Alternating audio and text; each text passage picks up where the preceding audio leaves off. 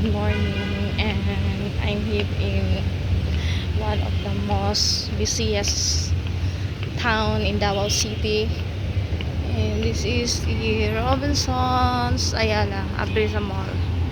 So ganyan lang yan siya guys, pero malaki yan. So hanggang sa likod pa. Then actually we have a lots of hotel here, and we have Seda Hotel and the other one. I don't know what the name of this one, but I think hotel din yan, or I think condo hotel like that. Then sa harap naman meron tayong Abida yan dyan guys. What else? Abida. Then sa dito naman sa kabila meron na tayong yung malaking hotel or condo, yung yun yung sa likod. Ayan, makikita natin yan. Hindi siya ma-zoom. Yan siya, yung tower. Tsaka sa likod meron pa yan siya mga condo din sa likod. So actually sagana ko ng damit wala akong makita. Bukas kasi merong event sa Bistalan. So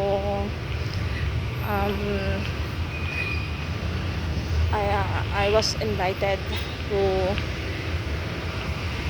join. So hanap tayo ng masuot kasi evening gown daw char. Yan naman.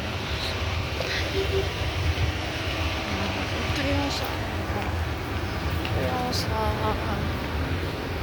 Sakayan. So kailangan natin lumipat kasi wala akong makita sa yan pala ang tawag ito kapila. So ito naman actually Davao is malinis, and kita nyo talaga na walang dumi. Ayan. Pero so naman nawawala din tong mga yung mga kable ng kuryente kasi di ba yung dun kasi sa sa Claveria wala na talaga dun nasa ilalim na yung mga kuryente. Pero dito meron pa, pero pakonti-konti na lang. So dito safe naman kahit palabas na yung